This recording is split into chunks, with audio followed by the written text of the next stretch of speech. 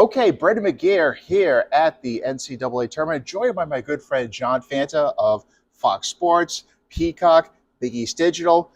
We're here for the madness, but we're also here to do a little compare and contrast.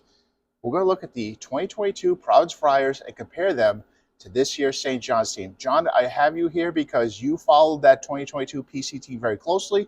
You followed this St. John's team very closely. Yes. I guess, am I fair to kind of maybe compare, contrast these two teams, given kind of some themes that we're going to talk about? Well, the biggest theme would be the magic carpet ride that both of those teams have been on. Number one, with the Friars, it was a remarkable season in which they won the Big East regular season championship for the first time, and this building was unbelievable. It's a night I'll never forget. It's as wild of a building that I've ever seen in college basketball. You called that game? I called that game.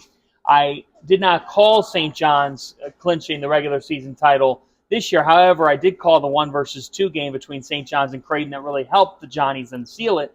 But it's the magic, Brendan. Close games. They have St. John's has 4 losses by a combined 7 points. Providence, they had barely any losses that year. When they did, I think they might have had 1 or 2 bad nights in that whole season. They found ways to win. Mm-hmm. They had veteran players who fought for everything they got. They defended. Providence defended great that year. And you know what?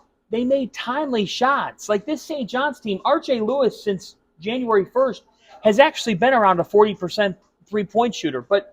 And for Providence, the amount of big shots that Noah Horkler and Justin Minaya and A.J. Reeves went nuclear in here when they beat Creighton. All the pieces came together for both these teams that we're talking about to win games. And also the longevity that both these programs endured to get to these particular modes. You mentioned PC. That's a good one. First time that they had won the Big East, they were a charter member. St. John's, it's been 40 years, John, since they won the regular season title. It's been 25 years. That streak is over since they won an NCAA tournament game. You're talking about incredible streaks that ended for both those programs compared to each year. And you could feel it with the fan bases. St. John's, they sold out the Garden 5 straight weeks because between weekend home games and the Big East Tournament Championship game, the building was rocking every single week. Here in Providence, they're great no matter what. Providence has some of the best fans you're going to find in college sports.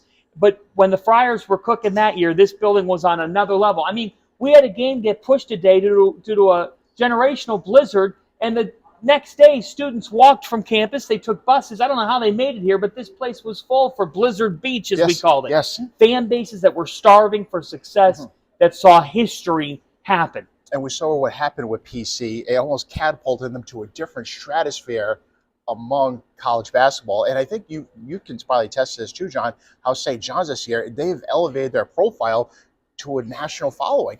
Absolutely. And that PC team put Providence on the national map. And I think keeps Providence. It's not that Providence wasn't on the national map before, but when you make a Sweet 16, you're in a different stratosphere. You're among the elite. And I think Providence is viewed as that type of job. Look, John Calipari said it earlier this week. Providence has a world-class practice facility. They have an amazing fan base. They have terrific resources. And, I know that Kim English wanted this past season to go differently, and he'll get it cooking again. They're going to get into the transfer portal, and they got to respond next year. I think everybody knows that. But, Brendan, when you have a season like that, those kids are remembered forever. Those kids are remembered forever for all that they did. Al Durham. How about Al Durham? I liken it to when you look at the St. John's backcourt, what a Davon Smith has brought to the table. Kadari Richmond, Justin Minaya in terms of the ability to defend. R.J. Lewis, A.J. Reeves, guys that came back, stayed with the program. Nate Watson inside. St. John's has that with Zuby Ejiofor. Horkler was this three-point shooter who could do a lot and also used his length to defend. Aaron Scott fills a lot of that. There's a lot of similarities between the two teams, but more than anything, you're right. The energy around both programs is outstanding. And I think that's the greatest. But also one other comparison or maybe similarity, Bob Walsh.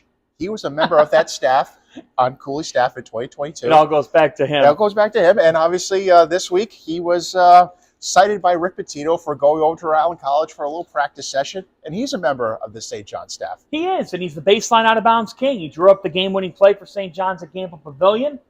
Bob has done it. Bob's a grinder. He could easily be a head coach. He's been in that position at other levels. He's a terrific coach, terrific mind. And you know what's great about Bob? He's loyal. He's loyal to who he works for, and he has always worked extremely hard in whatever job he's been in. You don't work at Providence College, and you don't work for the guy that he's working for now, Rick Pitino, unless you have an unrelenting work ethic. And lastly, just you've been in this building for Big East games. What's it been like for you to be in here for an NCAA tournament? And just what a great job the city has done welcoming the field that it did this week. A+. Absolutely A+. Providence College should be proud. Amica Mutual Pavilion and Larry Lepore, they've put on a show this week here. It's been high level. I mean, the crowds have been tremendous. This building's been filled up to the brim. There's that feel that everybody's on top of you in a great way, Brendan. Providence is one of my favorite cities in America because, one, the Federal Hill, two, great basketball, and three, awesome fans. So in that order. So when you have all those things happening at once, it's been fantastic. And I want to shout out all the Friar athletic staff. I told Steve Napolillo this before. He's got two of the best sports info people in the industry in Jem Reinierson and Arthur Parks. And Liam's doing an amazing job. The facilities people, Dave Longo and everybody, they put on the right kind of show. This is a very tough weekend. These people work long hours. They're not getting paid any differently or any extra to do it, but they put the grind in, they put the time in. And I want to give a shout out to those people who work around the clock and get no sleep this weekend in college sports. No sleep tomorrow. We got a great doubleheader here to be capped off with Calipari versus Pitino. That's going to be electric. 2:40 game. Calipari, Pitino, winner goes to Federal Hill. Absolutely. What more could you ask for? Absolutely. There it is. Let's rock.